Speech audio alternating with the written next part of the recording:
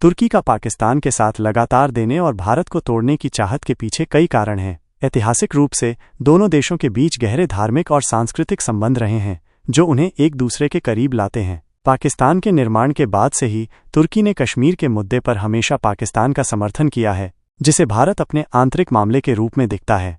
इसके अलावा तुर्की खुद को मुस्लिम दुनिया के नेता के रूप में स्थापित करना चाहता है और इस प्रयास में पाकिस्तान एक महत्वपूर्ण सहयोगी के रूप में दिखता है। दोनों देशों के बीच सैन्य और आर्थिक सहयोग भी बढ़ रहा है। तुर्की पाकिस्तान को हथियार बेच रहा है और रक्षा प्रौद्योगिकी में भी सहयोग कर रहा है। अब जो खबरें आ रही हैं कि तुर्की में भारतीय पर्यटकों को पकड़कर ब्लैकमेल किया जा रहा है, उनके पासपोर्ट छीनकर धमकाया जा रहा है और उनसे पैसे वसूले जा रहे हैं, ये एक गंभीर चिंता का विषय है। रिपोर्टों के अनुसार ये काम पाकिस्तानी खुफिया एजेंसी के लोग तुर्की के कुछ तत्वों की मदद से कर रहे हैं। ऐसा करके वे न केवल भारतीयों को डराकर पैसे वसूल रहे हैं, बल्कि भारत की छवि को भी खराब करने की कोशिश कर रहे हैं।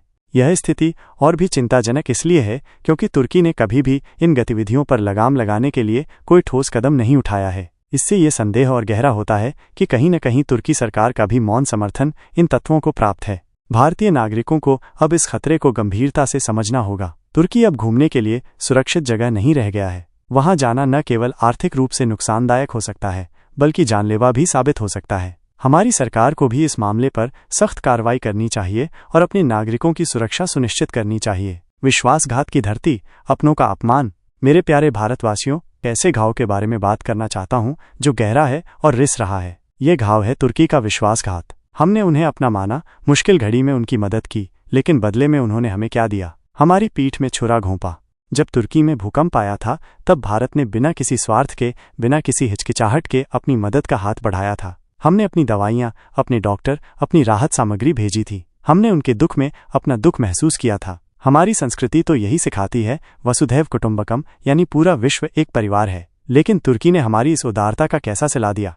आज ये कड़वी सच्चाई हमारे सामने है कि जिस धरती पर हमारे भाई बहन घूमने जाते हैं, अपनी मेहनत की कमाई खर्च करते हैं, वही धरती हमारे दुश्मनों को हथियार मुहैया करा रही है। जिस पैसे से तुर्की की अर्थव्यवस्था फल फूल रही है, उसी पैसे से पाकिस्तान हमारी सीमाओं पर हमारे वीर जवानों का खून बहा रहा है। ये कैसा रिश्ता है? ये कैसी दोस्ती है? क्या आपने कभी सोचा है कि जब आप तुर्की में एक यादगार पल बिता रहे होते हैं, तो उसी समय सीमा पर कोई भारतीय माँ अपने बेटे की शहादत पर आंसू बहा रही होती है? क्या आपको ये जानकर दुख नहीं होता कि आपकी जेब से निकला हुआ पैसा किसी ऐसे हथियार को खरीदने में इस्तेमाल हो रहा है जो उस माँ के बेटे को छीन लेता है?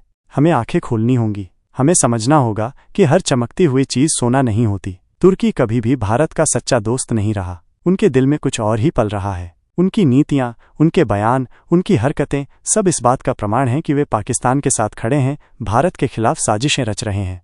वे भारत को तोड़ना चाहते हैं, हमारी एकता को खंडित करना चाहते हैं। कश्मीर हमारा अभिन्न अंग है और रहेगा, लेकिन तुर्की हमेशा पाकिस्तान के नापाक इरादों का समर्थन करता आया है। क्या हमें ऐसे देश की अर्थव्यवस्था को मजबूत करना चाहिए जो हमारे ही टुकड़े करना चाहता है?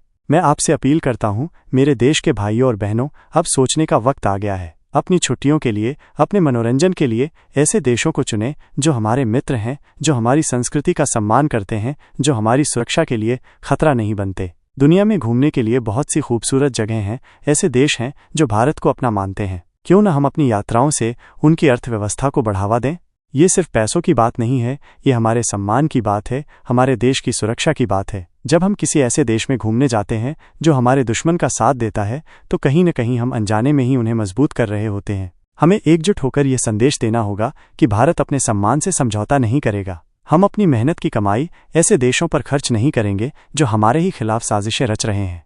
आइए आज हम ये संकल्प लें कि हम सोच समझकर यात्रा करेंगे। हम उन देशों को प्राथमिकता देंगे जो भारत के मित्र हैं। हम अपनी एकता और देशभक्ति का परिचय देंगे। तुर्की को यह समझना होगा कि भारत एक शक्तिशाली राष्ट्र है और हम अपने हितों की रक्षा करना जानते हैं। ये वक्त है कि हम अपनी भावनाओं को अपनी देशभक्ति से जोड़ें। हर एक भारतीय का फैसला मायने रखता है। आइए हम मिलकर एक ऐसा भारत बनाएं जहां कोई दुश्मन हमारी उदारता का गलत फायदा न उठा सके। जय हिंद।